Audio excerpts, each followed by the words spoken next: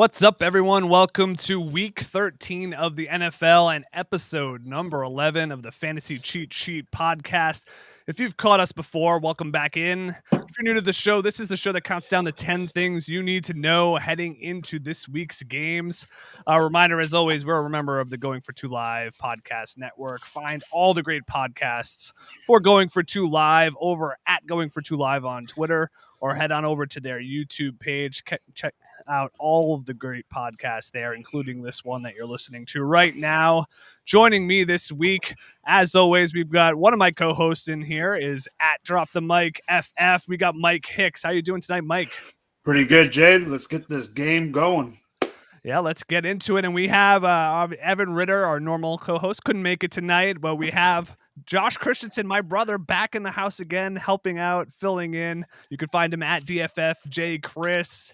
Introduce yourself, Josh. How's it going? Yeah, hey everybody. Glad to be back on the show. Also, didn't mention this last time. I love your theme music. It's a real bop. I was just bouncing along. It's a banger. Yeah. That is certified banger. Cap Swinger. Wherever I made the countdown video, it's just stock. Yeah, music. man. I mean, that's what I in my day job. I make podcasts for a media company for business and tech. I'm diving into those royalty-free music sites all the time, and there's some grade A music that you can find. Right. You follow one rule to follow: just don't get sued. That's basically don't get sued. That's what you're trying to do when you get the permission to do it. Shout out to all my royalty-free music out there: Blue Dot Sessions, Poddington Bear, Chris Zabrinski. I know way too much about royalty-free music. Way too much. But that's not what this podcast is about. This is a football podcast. I've derailed it already. Well, I'm your host, Jay Christensen. So I'm going to get this back on the rails here. You can find me at JAYC_DFF.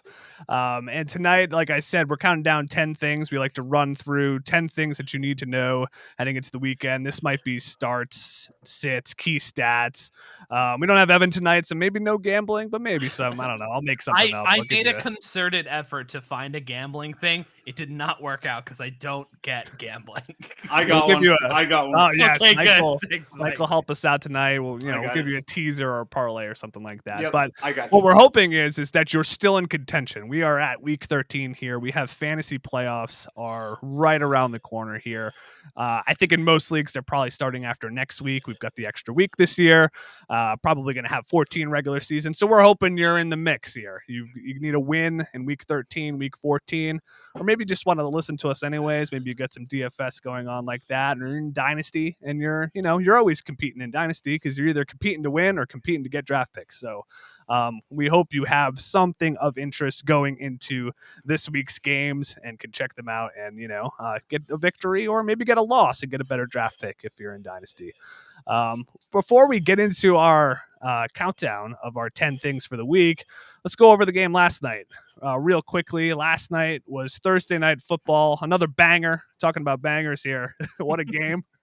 I think we've had like 3 good Thursday Night Football games this year. This one was... The season started off with some really good Thursday night games. And then I think it fizzled at a certain point. This one, I think this was better than Patriots-Falcons, but still up and down, particularly for fantasy purposes here. Taysom Hill was kind of the exciting name coming out here. He had to take I guess they gave him the start over Trevor Siemian. He was healthy, and he had a roller coaster of a night. Fell short to the Dallas Cowboys. They win 27-17. Taysom Hill with 4 picks. Like I said, roller coaster ride. He hurt his finger early in that game.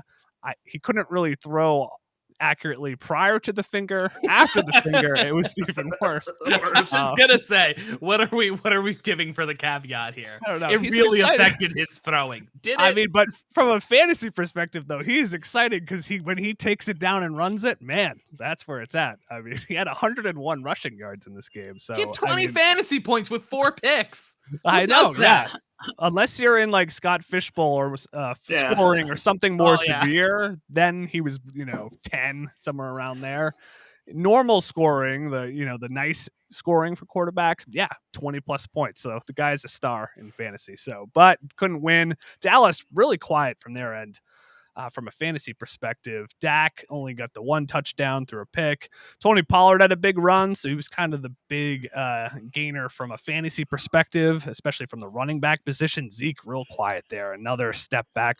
His production lately has been real low. CD was kind of the star in terms of receptions and yards, although quiet overall for fantasy purposes. So really what you're looking at here is Taysom Hill if you were in, nice quarterback scoring, and then Dallas defense, who had 4 picks to return one of them for a touchdown if you're looking for fantasy points. That's kind of a broad recap of kind of the fantasy implications here. I'll throw it around to you guys. I'll start with you, Josh, since you're a guest. You could kick it off here. Do you have any other takeaways from the game last night or anything you want to throw out there, or you just want to move on from this game completely? Well, part of me wants to move on from this game, but one of these teams was at least initially considered a Super Bowl contender earlier this year, and I came away from this game and the last few weeks really with Dallas thinking it's just Dallas again. It's the same thing. Like, it's just they don't look that good. They couldn't put away this game, which, like, granted, it's the Saints defense is for real. So, like, I get that, but, like, they were given the ball 4 times. Honestly, it could have been 7 times with the picks. I mean, there were a few that were dropped. Yeah, dropped. Like, Diggs had one that absolutely should have been. He should have had 2 in that game last night. But I just think Dallas looks like Dallas has, and they're probably going to end up somewhere around, I don't know, like 10-7 at the end of the season, 11-6. They'll win the AFC East, and then they'll probably NFC East. And they'll probably lose in the first round, like, unless they get a lucky draw with the team that they're facing, but they just don't look that good. Like, their defense has some issues, despite what Micah Parsons and Trayvon Diggs and some of their pass rushers, Randy Gregory's been great this season. They have some holes. I think they're inconsistent in coverage on the back end. You saw Anthony Brown 2 weeks ago rack up like 4 penalties for 93 pass interference yards. As much as like Trayvon Diggs has been a like creating playmaking, he hasn't been consistent in coverage all the time. And then their offense can't really run the ball very well anymore. Like Ezekiel, I don't know he's got to be hurt because he looked way fresher early in the season, and he just does not look explosive at all. Pollard is like, they're kind of in a position where, like, I think they would be better off if Pollard was just their guy going forward, because it seems like Zeke just doesn't have the juice anymore. And Dak hasn't quite looked the same since he came back from injury. Like, he hasn't been bad, but, like, is this team scaring anybody going into the playoffs? I don't think so. No, for sure. I agree there. Mike, any takeaways for you from the game? Dallas certainly not looking like world beaters here heading into the stretch run of the season here. No, I completely agree with both of you, and Josh kind of hit it. But the one thing I want to reiterate, because of the fantasy playoffs, people that thought you could rely on Zeke, it's not that way anymore.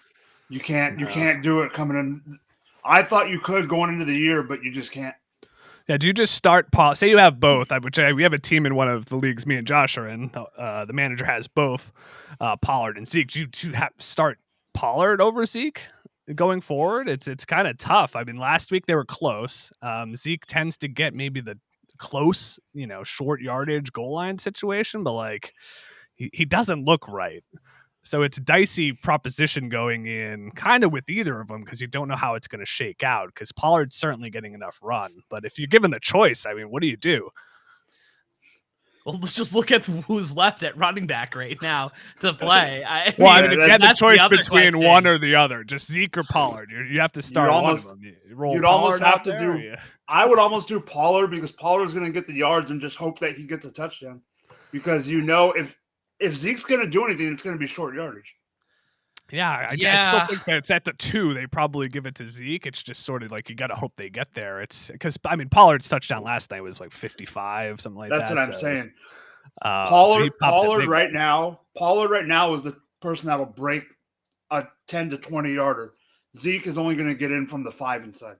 Yeah, and no one's really like taken over from a PPR perspective. It's not like one's used over the other in pass catching situations. So it's just a weird spot. Any last thoughts there? Yeah, it's just I don't think like where it's going. It's I don't like either of them because Zeke is out snapping Pollard and certainly out touching him, and certainly like touches are the most reliable conversion stat for running backs.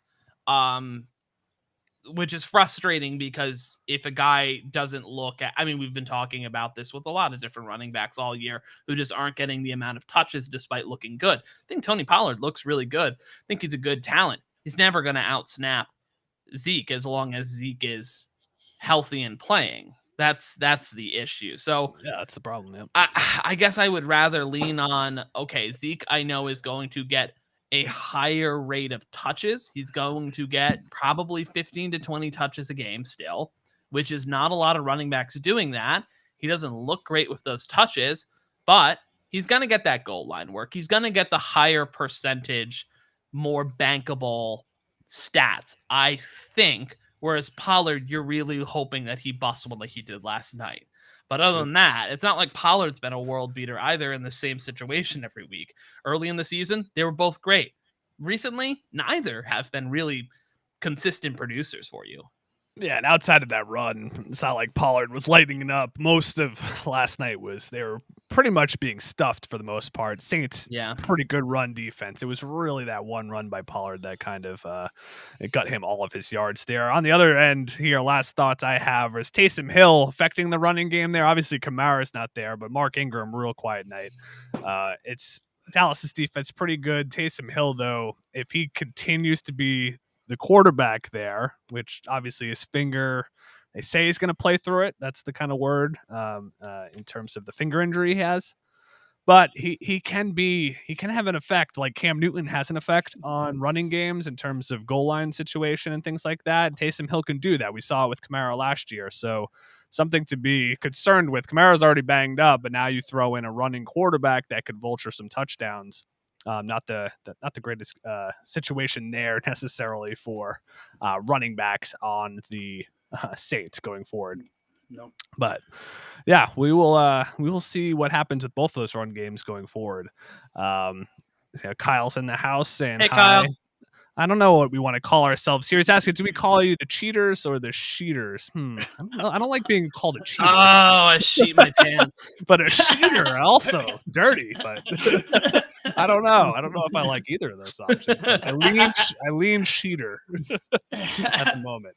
That's bullshit, Kyle. Bullshit, yes.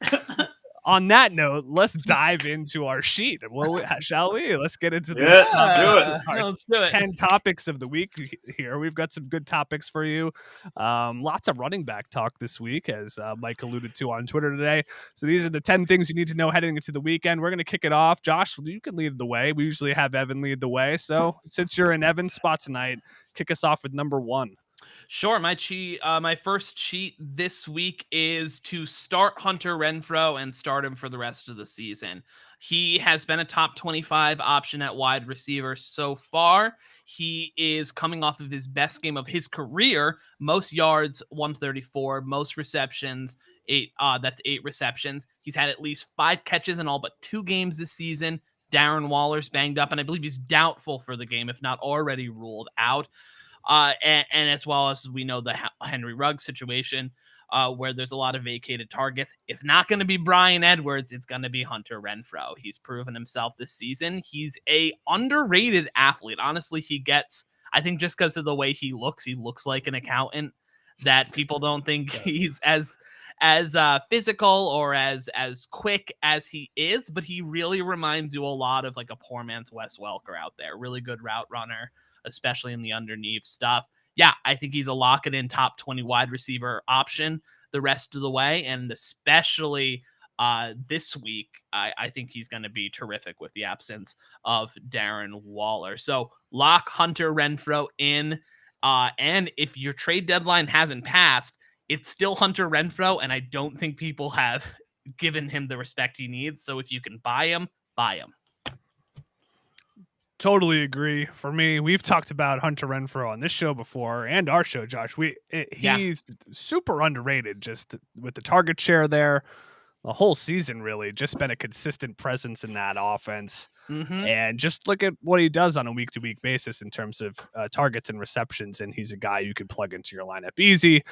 I know you probably agree, Mike. I know you like yourself some Hunter Renfro. So any other thoughts on Mr. Renfro there? I'll just say that I thought after Henry Ruggs was off the team that it would be Bryan Edwards and then Hunter Renfro, but boy, was I wrong. Hunter Renfro has overtaken that lead role for now, and just like Josh said, if you have Hunter Renfro on your team and you're not starting him every week until the championship, you're playing the game wrong.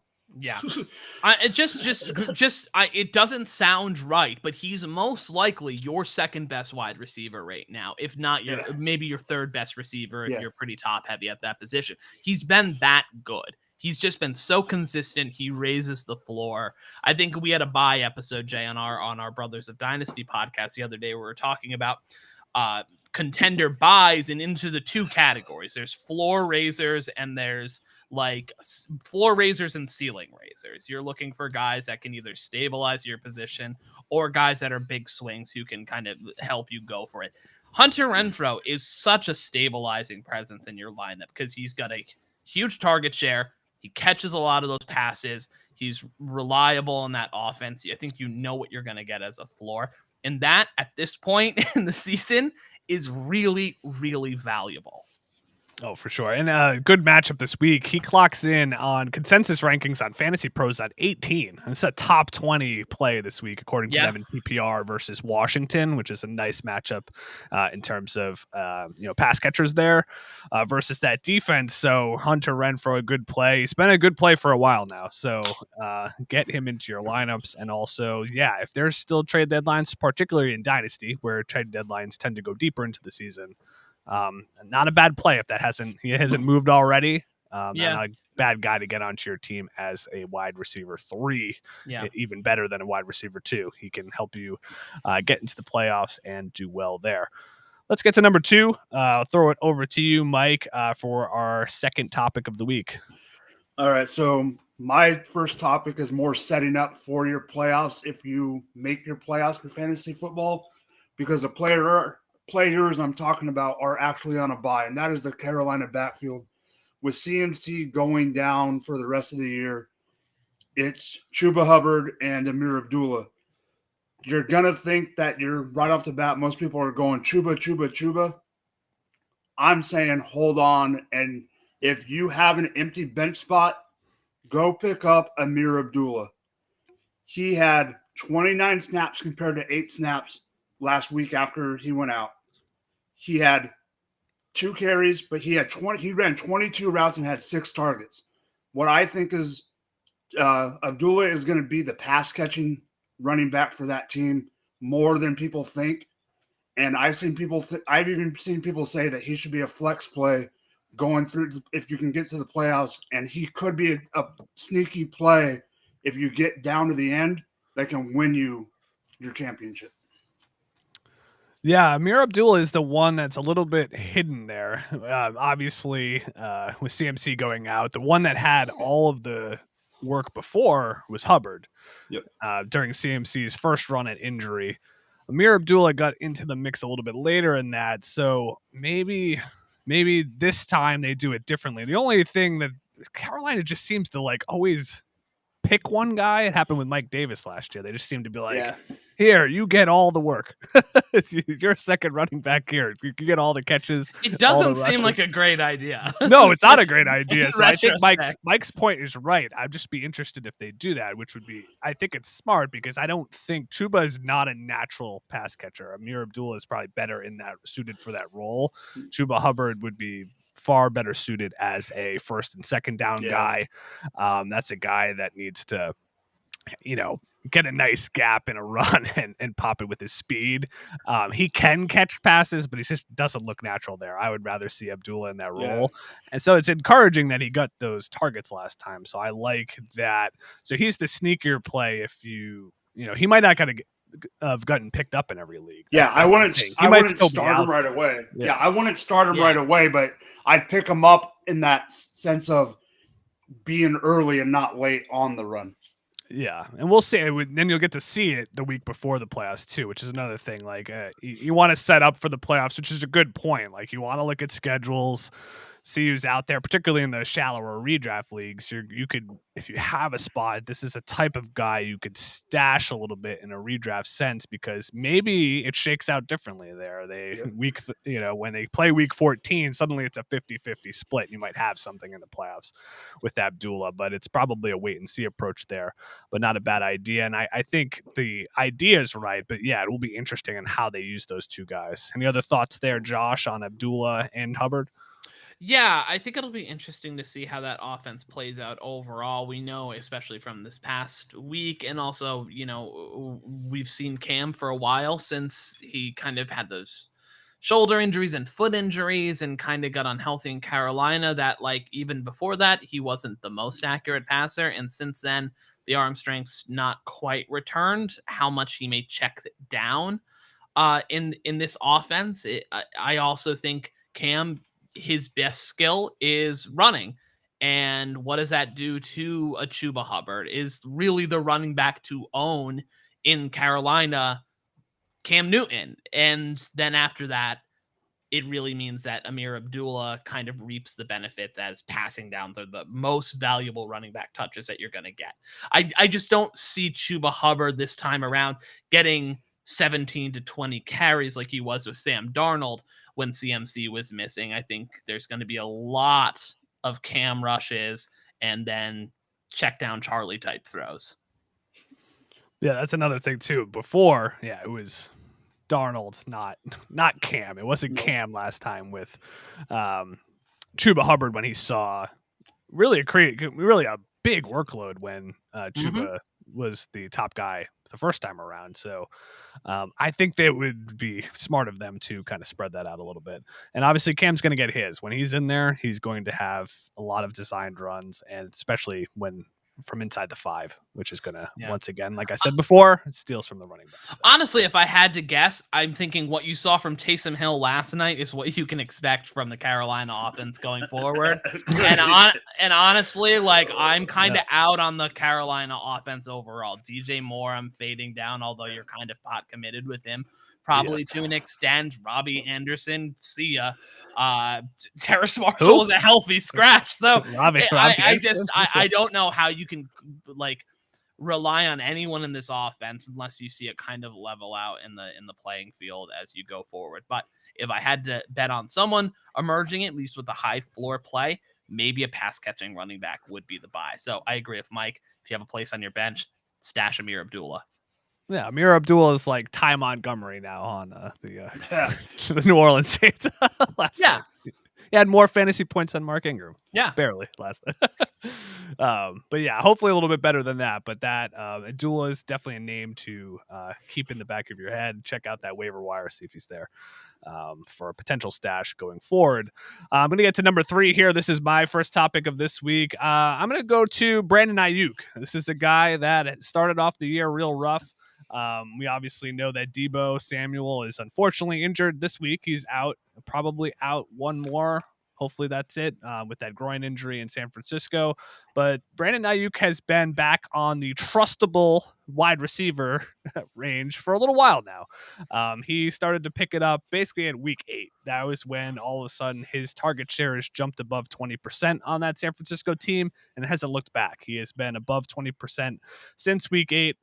And with Deebo out this week, I expect that although he has been getting most of the catches because Deebo's been basically the RB1 there in some ways, I expect that to continue and maybe a little bit more targets to go Ayuk's way as that offense has to change a little bit with Deebo out of the offense. Deebo schemed so much to get touches there from a running back perspective and from a target perspective. With him out, Ayuk should at least maintain what he had got or get a little bit more, which is pretty nice for him because he can do, he is a talented player. It was just the beginning of the year was very strange in terms of what happened there, in terms of why he was in the doghouse.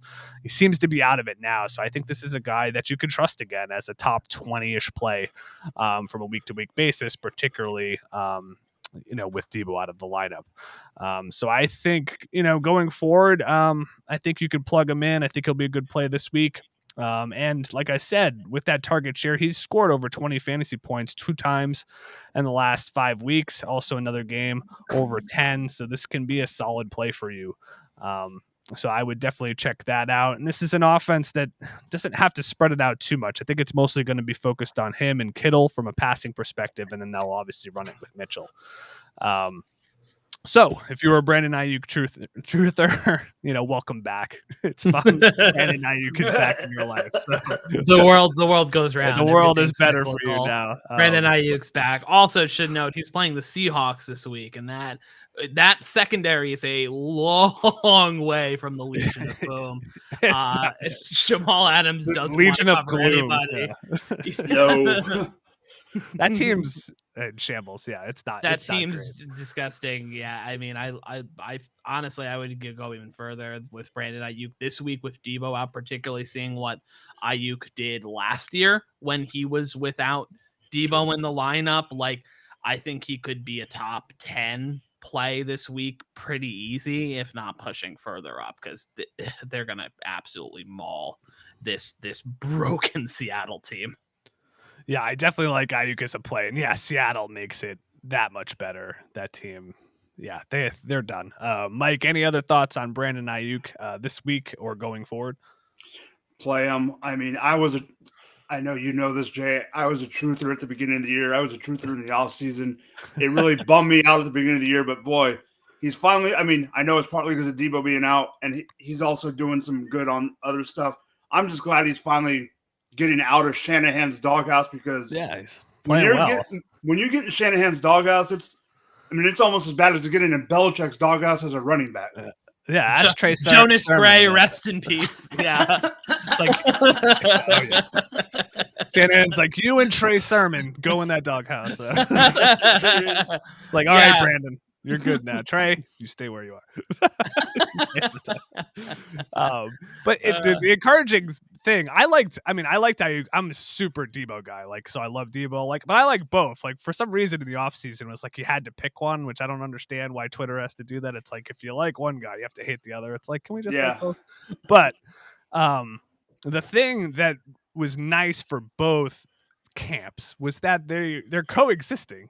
Brandon Ayuk's getting the most targets lately, but Debo's involved in so many ways. He's getting passes, but he's getting 7 to 11 rushes a game, which is Can we pause for a second just to appreciate what Debo Samuel has done this year? It's ridiculous, especially recently, where they have just kind of used him in space the way, in such a creative way. What he's doing out of the backfield is so incredible. And still, he doesn't have to get receptions. He's used in whatever the team needs, which allows Kittle to do what he needs to do, whether it's blocking or catching passes, and Ayuk to be that guy who gets down the field. It's really, really impressive, the kind of what Debo does. Yeah, exactly. And I think a large part of that is to do with unlocking Debo in this interesting way. It opens up everything. It opens up everything. Because what do you do? What do you do with Debo Samuel as a defense? Yeah, and Brandon Ayuk's helped too, because he's blocking fiercely too. He's actually involved. I've seen videos of him putting good blocks out there. So everybody seems to be buying, and that's dangerous. That's a dangerous offense because it's really efficient. It kills the clock because they're almost never throwing incomplete passes because they're not having to pass a lot. So that's a team that can grind you down. Their defense is playing well. That's not a team I like to play if I'm in the NFC. That's a dangerous team over there in terms of a team that can sneak out a win kind of against anybody because they have the blueprint to do it. Look what they did to the Rams where they just ran it a million times. Yep. That's a team that you don't want to play if they get into the playoffs. But let's go forward to another one of my favorite guys. Josh, you got this one. Our fourth topic of the week. Take it away. Yeah, I will say, I don't know if this is so much of an unobvious cheat. I think it's pretty obvious. Everyone knows Javonte Williams is good. Everyone knows that Melvin Gordon is doubtful this weekend to play, but I just want to put my stamp on this. Javonte Williams official coming out party this weekend. I am guaranteeing a top 5 running back performance this weekend from Javonte Williams.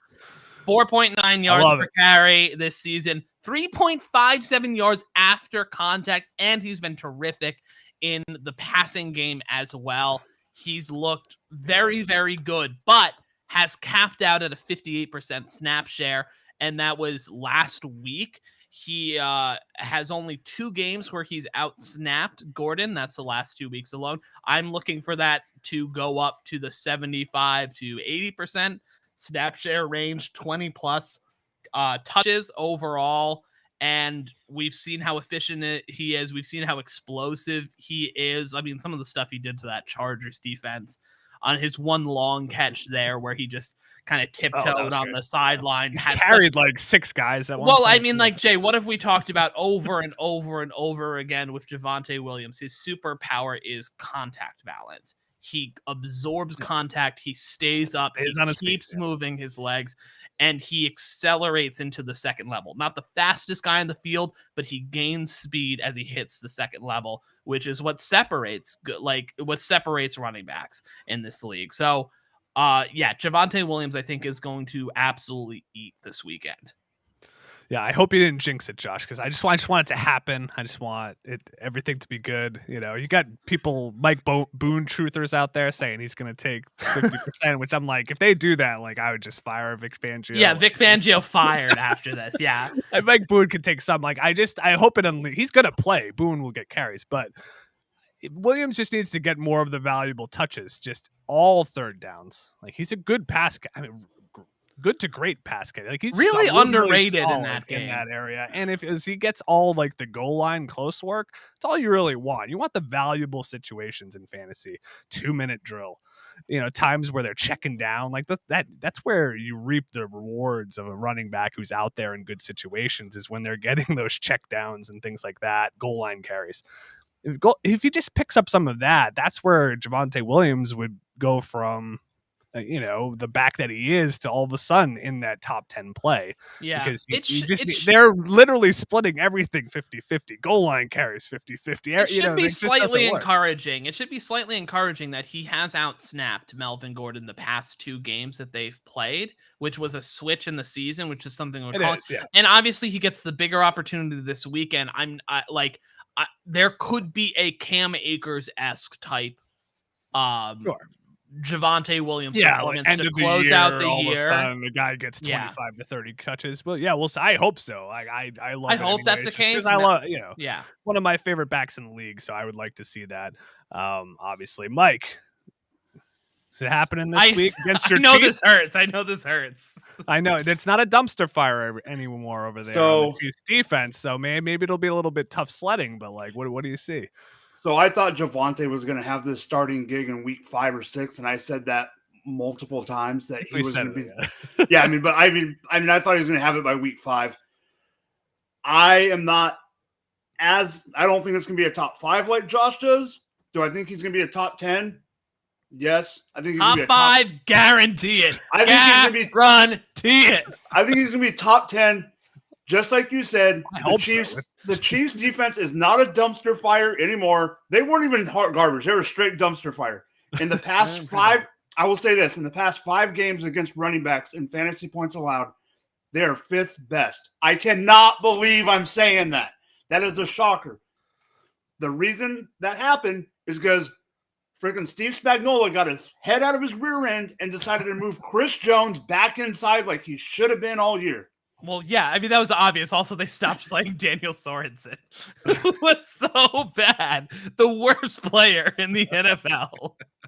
Practice squads included. Was that guy? It was so bad, Mike. Okay, I know, he's horrible. I know. The only reason I still have a slight foot into the Daniel Sorensen fan club is because if it wasn't for Daniel Sorensen, that hit that might have been a little bit penalty-ish against the Cleveland Browns in that playoff game would not have got us to the Super Bowl. A little bit penalty. It was Sorensen who did that. Okay, yeah. But I will agree. This year, he is hot garbage number 1 on that team. There we go. He's the worst player in the NFL. Oh, it's horrible. But I do agree, Javonte Williams is going to have his breakout game. And I agree with both of you that if Mike Boone has more than 35% snap share. He is. Vic Fangio should be fired. Fanny pack Fangio, pack up that fanny pack and go. Mike Boone's had his chance. Fangy Like, go.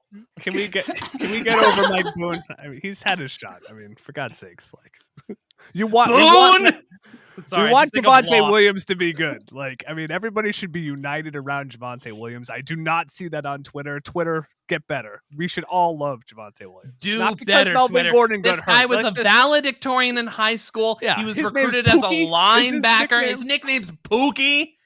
I mean, he is everything that I want to be when I grow up. Yes, I'm several years older than him. Yeah, he's 21. I'm way 10 years older than him. I'm even older than that. So. Yeah, I know. I know you're older than me. But we should be united on this. Like, forget about how we got here. We're here. He might have a starting job. Let's just enjoy Javonte Williams. We want him to do good. We want good football players, right? Let's do it. Also, put up Kyle's comment right here. Yeah. I did say Fangigo. Vic Fangio, fanny pack Fangio, pack up your fanny pack and Fangigo. That's what I said. I like that. That's right. That's straight off the top of the old noggin there. That's beautiful. Let's keep it. Let's move on here. Another running back. Another great running back this year. Mike, take it away. Number 5. So kind of like Josh said, where he didn't need his guy's going to be a great, everyone knows about him and he's just putting a stamp of approval. I am putting a major stamp of approval on Uncle Lenny, Leonard Fournette. Right now, I cannot believe that he is the number 7 running back in half-point PPR on the season. But this week, I have him I agree with Fantasy Pros. I'm a ranker for GF2 for the people that don't know that. And I have him as my number 3 running back on the week. I can't believe I'm saying that. Once I started looking at it, I was shocked. How can you not? I know. He's got 5+ targets in 8 of 11 games, and he's playing the hot garbage defense of Atlanta, who is 26th against running backs on fantasy points allowed. He's going to run up, and without AB, I think they're going to rely on the running game a little bit. I know Brady's going to want to prove that he can do it in the air, but I have a feeling that this is going to be another game. He's not going to have 37 or 40 points or whatever he had last week, but he's had 4 out of the last 5 games have been a top 24 running back. I believe he's going to do that again. He's going to get another touchdown. Fournette is going to win people some championships and get some people into the playoffs like he did in one of my leagues. Yes. Gets Mike in the playoffs, yes. He might have been one of the best values in drafts. I mean, that's a guy who's going 30 for running back, right around there. Yeah. Like, I mean, high 20s. Ronald Jones was going over him. Yeah. Yeah. I mean, people I took were Ronald still Jones like, over him. Don't go crazy on the Leonard Fournette thing. It's Ronald Jones's job. Yeah, it was one and of those that always things seemed wrong to me because I was like, Ronald Jones. What are we talking about here? No, it was. I was on the Rojo. Hype. I was on like someone was a value on that team. It should have been treated like the Cardinal situation, where it's like, okay, you got Edmonds and you got Connor. Let's take the one who's farther back, which was Connor, and he would be the better value. Fournette was. Well, that ended up being Gio. People were like, if you want the value for your dollar, Giovanni it was Bernard. a weird situation at the time. Like, Fournette barely played in the regular season last year. Like, it was sort of like, do they trust the playoff thing, or is he gonna like kind of like take the year off again and just show up in the playoffs? Like, who knows? And then they brought in Gio, so it's like, well, pass catching work's gone. So what the best thing about Fournette is the pass catching that he's been involved with. 62 targets. That guy doesn't come off the field. Like, he's just the guy, which in an offense like that scores like they do and gets in good situations like they do, like, that's gold. Like, just the fact that they're using him the way that they are is insane. And I don't even think he's an unbelievable pass catcher. He just does it for them. So, and it doesn't matter at that point. He's so super solid in that regard from that he gets those targets. So, yeah, he's going to win people leagues as long as he still is healthy, because that is a great offense to be in for a running back. Any last thoughts there, Josh, before we move on to the next topic? Yeah, I mean, the one thing I just wanted to drive down on is the target share that he got, and especially when we're talking about PPR leagues, there's just very few backs who do this. There's very few backs who have this many targets. Right now, 62. targets on the season for regular season Lenny.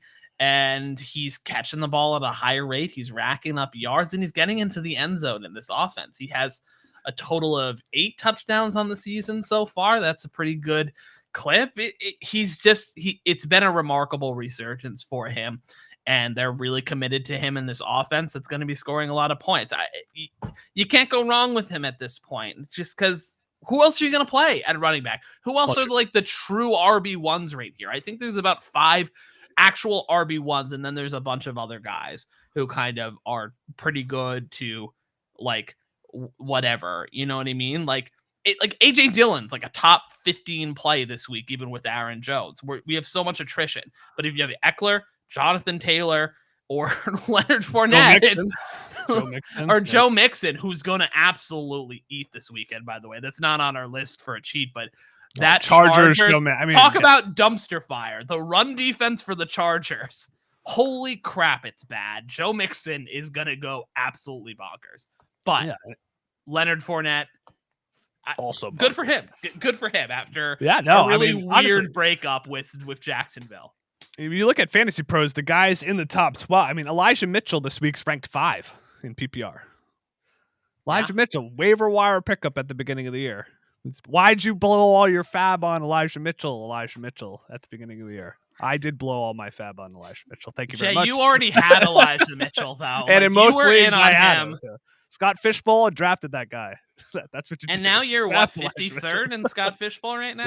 Yeah, 53rd. Yeah. You're killing it because you were in on, what did you drafted? Jonathan Taylor, Deebo Samuel, and Elijah Mitchell were your 3 wins. Yeah. I might be in 53rd place from last. Hey, you win some, you lose some. I drafted Chris Carson too. That didn't go so well, but I got Carson, Hunter. I got Carson, Derrick Henry, Nick Chubb. All got hurt. Geez. I have Antonio Gibson, who I'm going to talk about in a second. I also have Alexander Madison, who I get to play for a couple weeks too in that league. So, but I'm going to get to number 6. It's Antonio Gibson, another running back here, having a little bit of a resurgence here. Finally. 2 out of the 3 last weeks, he's gotten a snap share.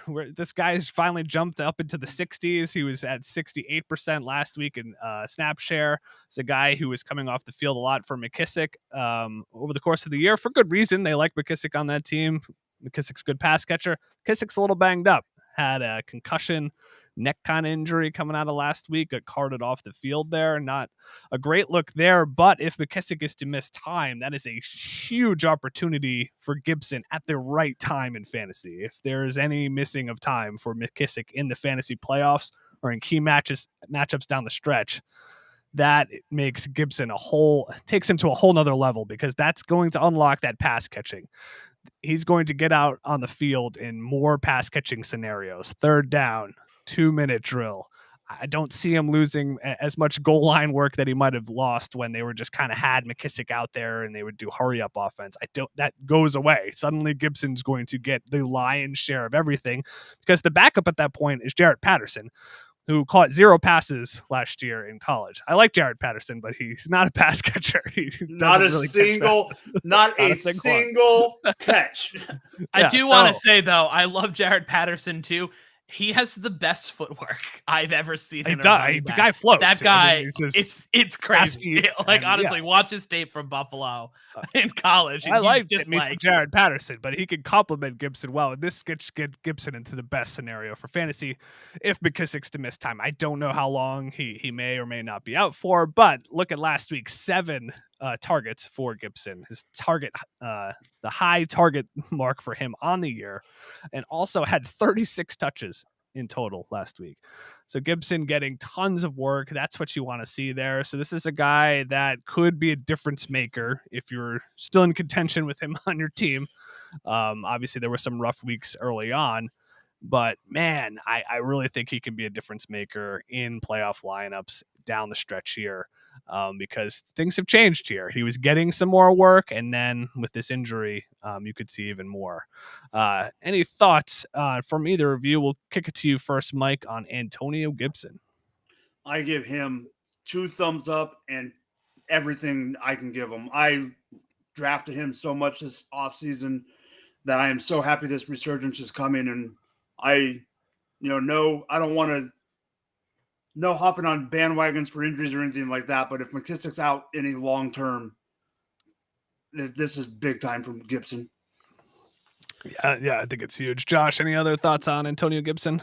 I mean, I like Antonio Gibson. I like the skill set. McKissick, it looked like a bad injury. It got downgraded from a neck injury to a concussion, which obviously still isn't great, but it looked really brutal at the time. I don't know if you guys saw that in real time. So hopefully McKissick recovers and gets back, because that stuff's scary. But I mean, I agree with you. In the meantime, Antonio Gibson should get an uptick in that passing game work, as he's certainly adept to do that. But I do just want to pause for a second and read off ESPN's top 12 ranked for this week running backs, because it is wild. It goes Jonathan Taylor, Joe Mixon, Austin Eckler, Leonard Fournette, James Conner, Alexander Madison, Najee Harris, Cordarrelle Patterson, Elijah Mitchell, Darrell Henderson, Antonio Gibson, James Robinson. What the fuck? Like, what? Are you kidding me with this? It's what we drew up. Where we are. Yeah. What is happening? It's ridiculous. Noticeable absence from that list was Clyde Edwards-Helaire. Clyde Edwards-Helaire is down at 19. Saquon's at 13. I know, that's bad. Jamal Williams is 14th for them. What is happening? This list is bananas. Devin Singletary's a top 24 play. What are we doing? He's never a top 24. I hate fantasy, guys. This is awful. Running backs this year is awful. I hate it so much. Someone coined the term dumpster fire. That's what you call that. It's your topic. Didn't make the top 24, Josh, this running back, but he's close, right? Which one? Topic here? Oh, my next guy. Oh, well, this comes out of this exactly. My next cheat coming is to the stage is DJ Dallas from the Seattle Seahawks.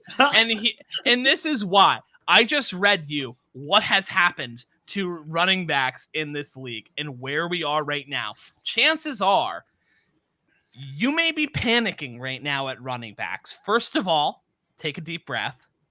Second of all, go to your waiver wire and see if there's guys in the similar vein as Amir Abdullah. See if DJ Dallas is out there. He had 5 targets last game. He was there for the Seahawks in hurry up. Alex Collins has been a little banged up and ineffective. DJ Dallas by no means is a world beater in terms of a talent base, but he is a strong pass catching back who is going to be used in passing down situations for Seattle. If you need a back to get you 8 to 12 points in a PPR setting, stash DJ Dallas. And if you need him this weekend, especially when you have a few teams on bye this week as well, and the next 2 to get you through, he's not bad to have. I think he's probably like a top 36 play this week at running back. He's a guy who I think you can plug into a flex spot, or if you really need someone to fill in as an RB2 just to like get you enough points so you don't take a goose egg back there, grab DJ Dallas. The attrition at this position is absolutely crazy right now, and I think he's going to get enough targets to be effective for you. And maybe he falls into the end zone. He did 2 weeks ago. Yeah, he did. DJ Dallas, the tagline for DJ Dallas. Not bad to have. I mean, honestly, at this point in the league, though, with where we are with running backs, you need these guys. These guys just like help you get through, especially if you're on the cusp of a playoff and you have, like, I'm forgetting what teams are on bye right now. I'm sure there's at least some pretty Tennessee's on bye. Foreman and Hilliard are out. I mean, so what are you going to do? Which are in the same vein as that guy. I think Carolina's out. So if you wanted to play like a Hubbard or something, a bunch of backup running backs are out that were viable though. Yeah. I mean, it's just in like next week, you're going to have another like round of some buys as well. I think you'll be missing like a Miles Sanders or stuff like that. Having guys like DJ Dallas or Amir Abdullah, to go back to Mike's point, that have some PPR upside in terms of like if a guy catches like DJ Dallas had 5 catches for 27 yards last week. That's still 7.7 points. Gets you to, if it's not PPR, fuck DJ Dallas. You don't need him. Oh, Sorry, I'm getting really vulgar at this point in this show. I'm sorry going for two Josh has networks. had several cocktails. We pulled him out of the bar to pull him onto the show tonight. So, anyways, that's my point. Well, to your point, I mean, when you jump up the on Fantasy Pros here, Devin Singletary is number 28. I don't love Devin Singletary. And then you go down a little bit further. It's like Rex Burkhead, Alex Collins, who's on that team. He's ranked before DJ Dallas. DJ Dallas is at 41 on this list. So he's behind some of these guys like Kenyon Drake, David Johnson, Ty Johnson. Like, I don't like any of these guys. So, I mean, it's not like DJ Dallas is that far off. I mean, like, I don't love DJ Dallas a ton either, but like, I mean, that's where we're at, where you're picking between these guys. And in the PPR setting, we'll see what DJ Dallas can do. We do have Kyle threw in a question here. I haven't read this it yet. This is gross. This is exactly what I'm talking about. Everybody. Yeah. So the question is here for our audio listeners. Would you start DJ Dallas? And this is in PPR league. And also half for a first down. Other options are DeAndre Carter, Tevin Coleman, Nico Collins, Jawan Jennings, who no one knew who that was until last week, and Khalif Raymond and Laquan Treadwell. Get out of here. Start. Oh, wait. Do you have to start two of these guys? Oh, yes. I'm in a few of these leagues. Definitely starting DJ I'm starting Dallas DJ Dallas, definitely. And then I'm rolling with Jawan Jennings for me.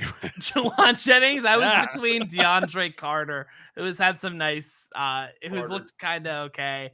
And Nico Collins, honestly, for a little bit of big play upside. That offense is just terrible, though, on that team. That's the only thing. Yeah, Tevin Coleman gets a good amount of carries there, even though he's not good. DeAndre Carter, though, Curtis Samuel, another week healthy. Like, I could see, there's not always so much to go around on that team, so I just don't know. Khalif Raymond's been replaced by Josh Reynolds, which is I've started Khalif Raymond twice. I think I've gotten 0 points twice from Jay, we need to have a talk. That's terrible. It was a deep league. I mean, Carter and Dallas I think are fine. Jennings, I might think Jennings over Carter, but I mean, honestly, what are we doing? I mean, just flip it. Chances are the rest of your roster makes up for it.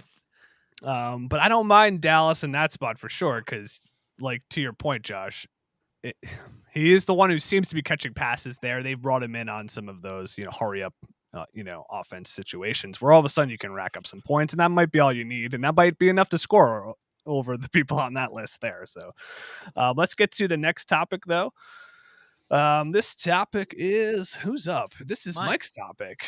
This is our favorite team, Josh. Well, it's Josh's favorite team. Bolt up, baby. Yeah. All right.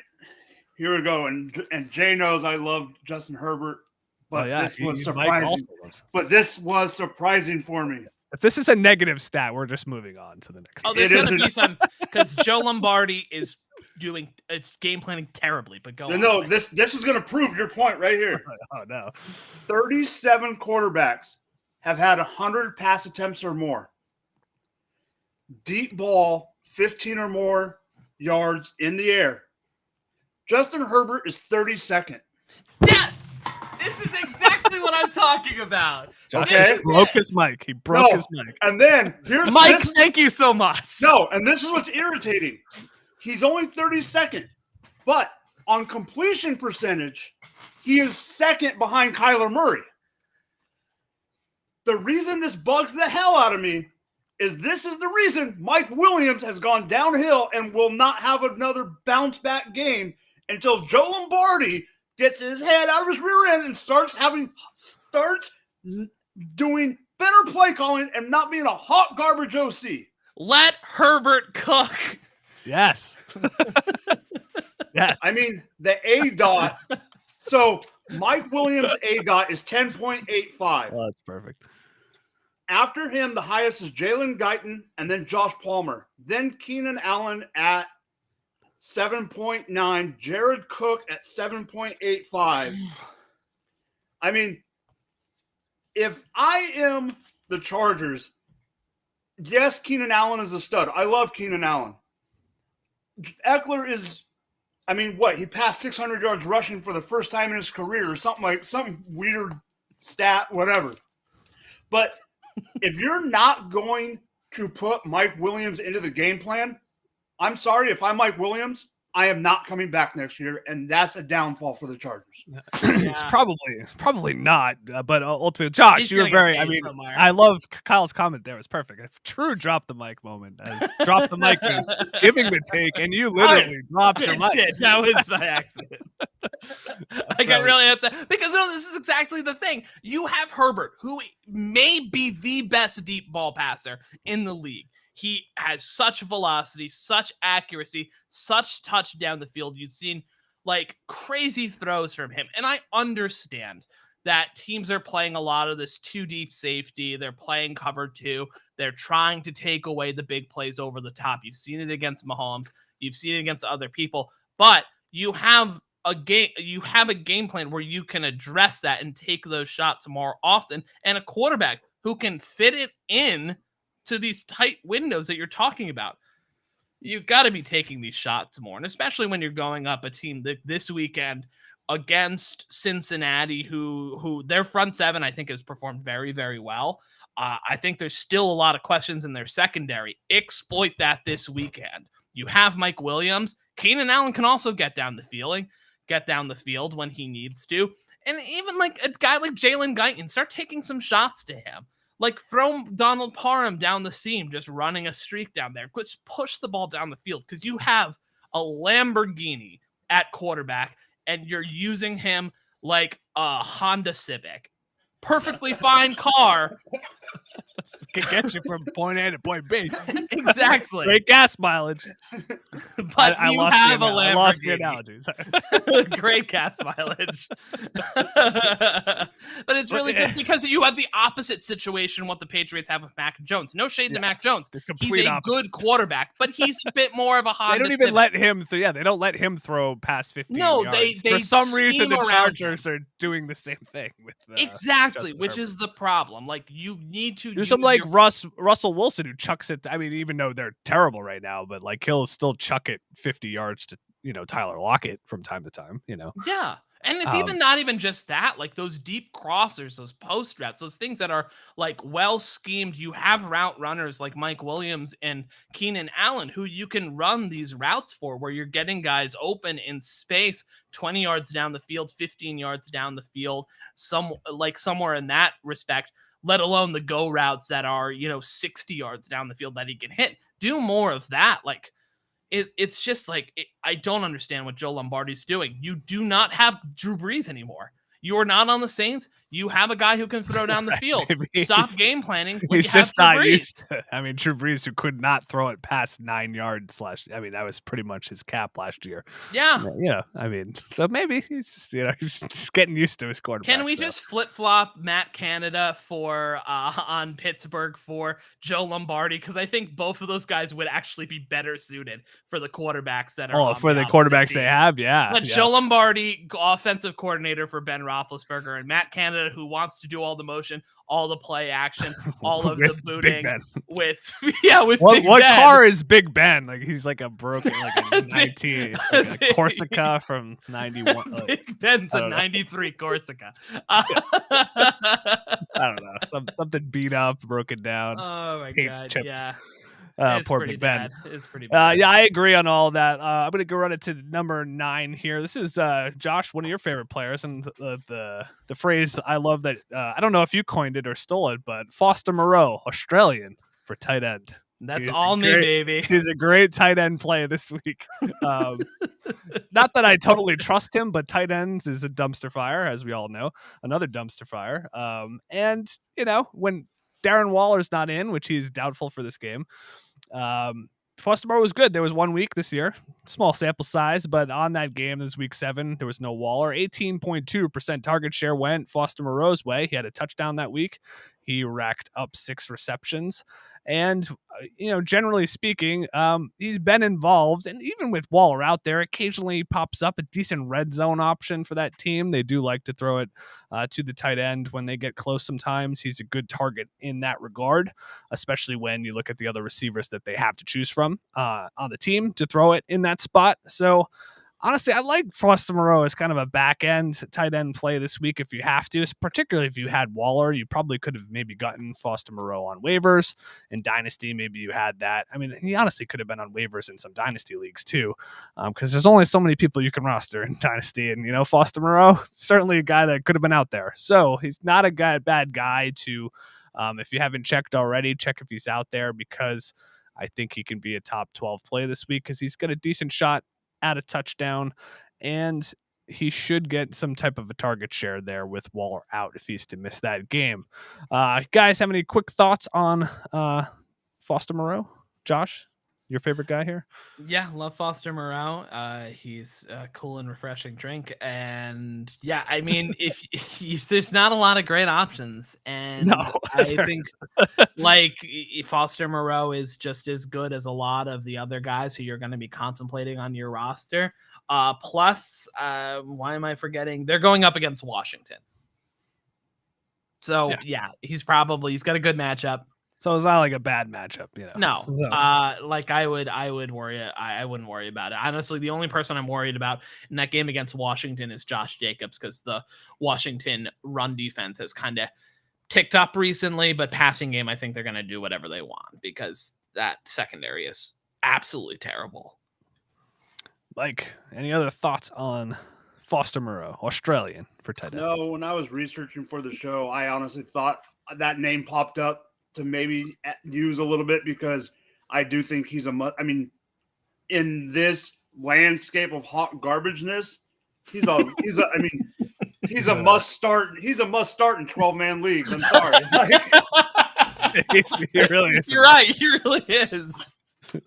He's a must start in 12-man leagues.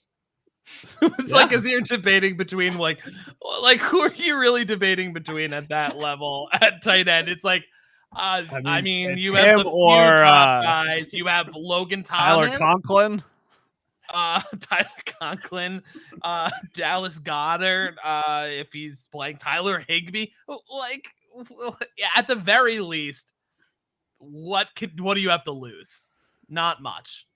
Yeah. He'll get you 5 for 50 and a chance at landing in the end zone. I mean, he says 5 for 50, la-dee-da. Yeah, that'd be good. I mean, he's got just as good of a shot as a touchdown as really any other, any of the other great on that list. Oh my God. The move. I mean, versus Pat Freiermuth, though, we love the move. So, I mean, I gotta go. The question here is Foster Moreau or Pat Freiermuth. The move is on fire. The move he was in concussion protocol. I believe he cleared all that, so he should be good. The move is loose. Weekend, so, I have to go the Muth, but the Muth is good. So, I mean, he's not dumpster fire. So no. So I like the Muth. So just over 4. But Moreau is really it'll hinge if you have a really good day from him. I mean, relatively speaking, the touchdown's going to have to come. But I think Moreau actually has a decent shot at that this weekend. But touchdowns are fluky. So, but I would go the Muth there if I had the choice. Let's get to our last segment of the week. Round it out here at the end of our show. We do our cheat of the week. We're going to do a little rapid fire, our last thoughts on the week, maybe a key stat here, a little gambling, whatever we can think of here for our cheat of the week. For our 10th topic, we'll kick it to you, Josh, first. What is your cheat of the week? So my cheat of the week, if you are, as we mentioned before, we got 2 games left in the fantasy football regular season, or maybe 1, maybe 3 left. We're getting down the stretch. A lot of teams are on the playoff cusp. My tip for you, my cheat for you, and this is honestly the best cheat you're going to get, practice self-care. It's really stressful. Put your phone down. Don't be checking your fantasy scores regularly. Take a walk at halftime. Get some fresh air. Cook a nice meal. Do some yoga. Don't go on Twitter. Whatever you need to find your zen and to take care of yourself. Do that this weekend. A PSA. I like this. It's like the more you know. Because we all know the fantasy football rage of especially those teams who need a little help to stay in the playoffs, of tracking every score and every player and what's happening in other people's scores and what that means for what you need to do next week. Oh, I need to win, but by this many points on there, it's stressful. It sounds personal, Josh. Take a deep breath. Sounds like you've been through this and you're. Oh no, I've already clinched a bye in all my leagues. Oh, really? No, I have two extremes. I've either clinched a bye or I'm rebuilding completely and I'm terrible. There's no That's the better place to be. Like, either honestly, I'm way more for that. I'm way more for that, but like honestly, there's gonna be Kyle. This is good advice. Yes. Best advice you'll ever get. This because I should follow that advice. Like, don't check the. Yeah, you should, Jay. We used to record our shows for Brothers of Dynasty on Monday nights, and Jay would be checking his scores during the show, and all of a sudden be like, "Damn it, God, Jay, no. what?" Jay, we're recording. You can't do this anymore. Can't believe he got a touchdown. That's me all day long. It is good. I don't know. For some reason, when you're checking the scores, you think it's going to make your team do better. It doesn't. It has nothing to do with anything. Whatever's going to happen is going to happen. Put it down. Enjoy some good football. Take a walk. Or bad football. Whatever happens. Or bad football. Whatever it is. Just Whatever enjoy happens. It's great advice. That might be the best tip we've ever given on this show, Josh. Thank you. Mike, take it away. See if you could top that. You were teasing something earlier. Let's see what you got here with your cheat of the week. I changed it up, and I am going to be Evan for a second. Yes. I love it. All right. So, what would you say if a team was an underdog by 3 points, but for this season so far, they're 8-4 against the spread and 8-4 on the under for the year? You would say that underdog. I was gonna yes and you there, Mike. Sorry. No. I was gonna say, well, Mike, I'd say sign me up. Well, that team is gonna win this week, and Jay is gonna love me because that is a 3-point underdog New England Patriots. The Patriots? Oh, yes. In. Too bad you don't like the Patriots anymore, Josh. You like the Chargers. Hold up, baby. Yeah. I mean, they're a 3-point underdog against the Bills. It's gonna be cold. I heard there might be a little bit of snow. I'm not sure. I mean, that could change in the Buffalo, East. Right? In Buffalo, you never know. But the Lake spread, effect. I don't know if I like the over under yet.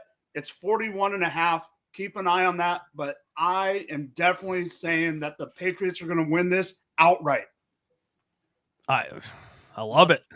That's not. I mean, they're getting points. I don't mind that. I think they could definitely win that game because the defense of the Patriots has really been pretty good. Besides those big runs they gave up against the Titans, which I honestly think they didn't really have anything to be afraid of in that game. So I think they just kind of. And you think Matt Breida is going to do that?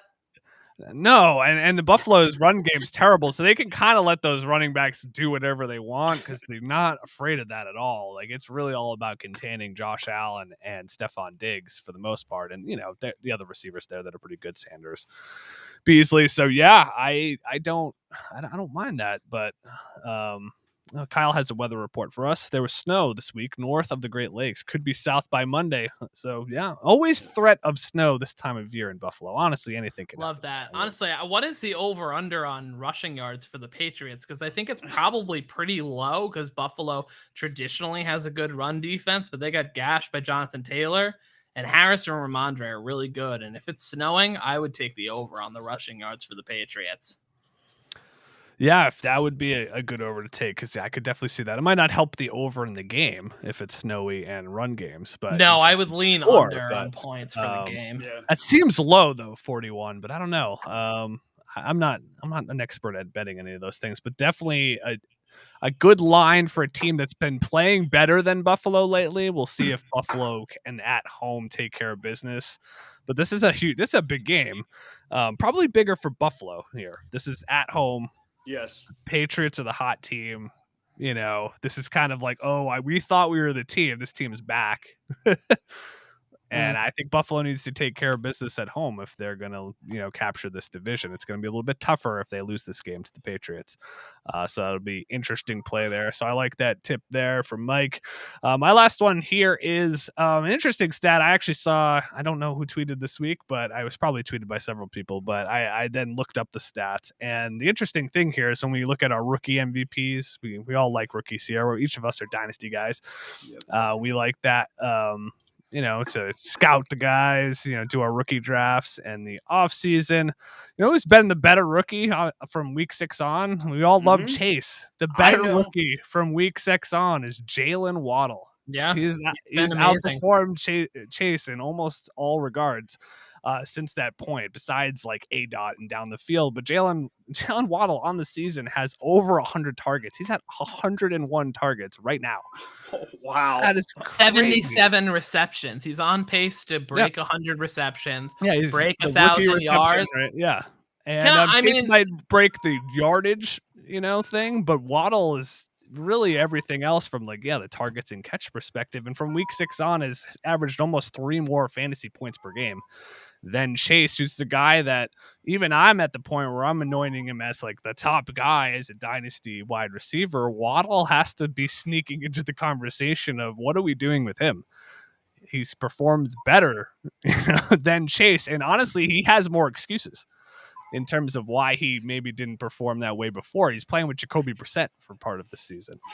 Well, two are out there together. They have a connection. That's exactly what I was going to say. Is the part about this is I didn't anticipate the PPR upside for Jaylen Waddle. No, I didn't either. Yeah, because he averaged 44 yards per touchdown reception in college. Yeah, that's a banana stat.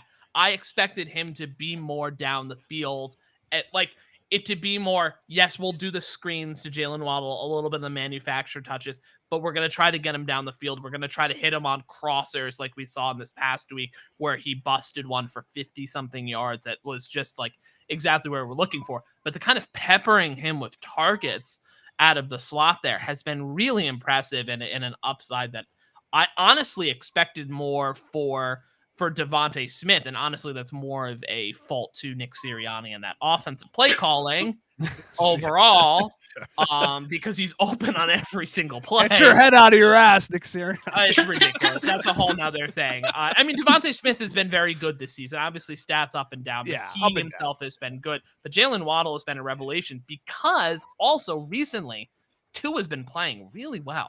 He has been playing really good. So I like them this week. Giants feisty defense, playing pretty well lately. So we'll see. He does get Joe Bradbury. That's a little rough. But if Joe doesn't... But Waddle's just seems he hasn't seemed to be effective too much this year. The targets have been there. He's had some down weeks, but I feel like that's been more quarterback play than anything else. Yes. He's just, we always kind of described that. He kept getting compared to Ruggs, but he was never really like that. It's he has that speed, but this guy was a good route runner. He wasn't a bad, he could do, maybe not Devontae Smith level route runner, but still above average route runner.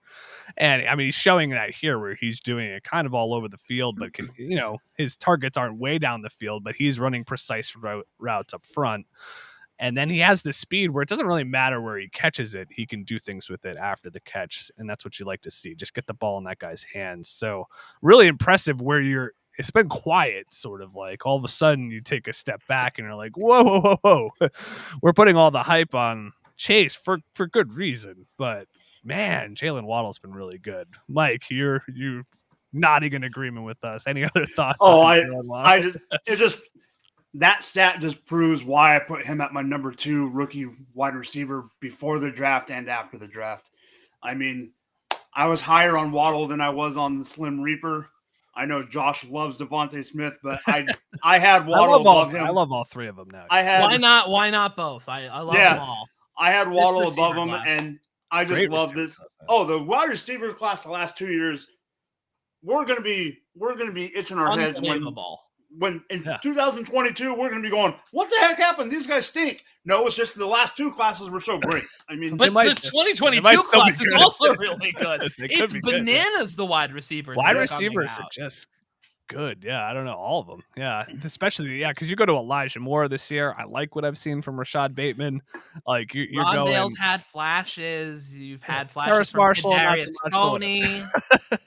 But to get 4 or 5 a year, Yeah. that's a high hit. For some classes that were like over 5. Like we've seen classes completely whiff before. Yeah. These classes are hitting consistently over and over again, and it could continue. And even 2 years from now, you got Jackson Smith Njigba 2 years from now. I mean, there's some guys on the horizon too. Kayshon Boutte. Boutte. I mean, there are guys the next couple of years that have definite potential. So that could be. I don't know what that means. There's only so many receivers that could go around. That might mean the old guard maybe kind of goes away. I mean, there's a lot of young guys. Doesn't it make a lot of sense though? The way NFL, because everything is kind of like a trickle down effect. The way it's a passing league now. We've heard that for so many years. Running backs kind of get phased out a little bit more. We see more of a premium on these guys. Teams are supporting multiple wide receiver more. College offenses and college programs that like part of their recruiting pitch is we can get you to the NFL. We saw Alabama, which never used to produce the amount of wide receivers that they did, start to produce crazy amount of wide receivers. They used to be defense and running. That used to be their thing. Ohio State has been producing a crazy amount of wide receivers recently, and other programs down the road. These college programs that are trying to recruit the best athletes are doing more wide receiver first approaches to their offenses and recruiting guys so they can get to the NFL, get good skill, and that's wide receiver. So it does make some sense. But at some point, we're going to hit like peak wide receiver, and these guys coming in are just not going to have enough to go around. Yeah, it's wild. Just tons of wide receivers all over the place and for years to come. So it's going to be fun. But that just about wraps it up for us. Let's run it back around here. Give your Twitter handles again where we could find you. Plug some stuff. We'll start with you, Josh. Give us where we could find you again and anything you'd like to plug. Well, first off, thanks both of you for having me back on the show. Mike, it was great to be on the show with you. I know I filled in for you last time. It was wonderful being off the chats and actually in the room with you where it happens. Thanks for making me absolutely destroy my microphone. But, broken. I mean, man. Thanks so much for having me. You can find me on Twitter at DFFJChris, and you can also find me every Tuesday night on the Brothers of Dynasty podcast with Jay as we're breaking down Dynasty content and fantasy football going forward. Especially tune into us this offseason where we're breaking down rookies coming in 2022. It's my favorite part of the year, and we're going to have a lot of great content. Thanks, Josh, and thanks for filling in for Evan on short notice. That was great. Thank you very much. And Mike, plug some stuff where we can find you. All right, you can find me at Drop the Mike FF on Twitter. You can check out my rankings on Going for Two. Just like Josh said, when this offseason starts, I'm going to be doing a lot more Dynasty, a lot more rookie stuff on Going for Two. Catch me there. And I love Josh being on so we can talk about the hot garbageness of what's left in the running backs. Yeah. Nothing, only hot garbage or dumpster fires on the show. As always, you can find me at JYC_DFF on Twitter, on the Brothers of Dynasty with Josh, as he said, at Bros of Dynasty on Twitter. If you want to find us out, check that out there. And I write for as well at Going for Two, so you can find some of my work there, especially getting into the off season here. A lot more Dynasty content, rookie content as well.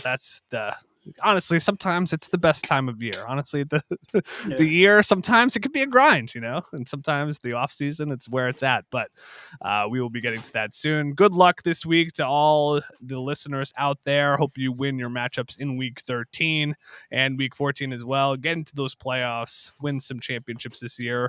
We'll be back on this show next week and the week after for you before we've kind of bid adieu for the season as we get into the end of the fantasy season here for 2021. Thanks for joining us though. For Mike and for Josh, we will catch you next time. Later.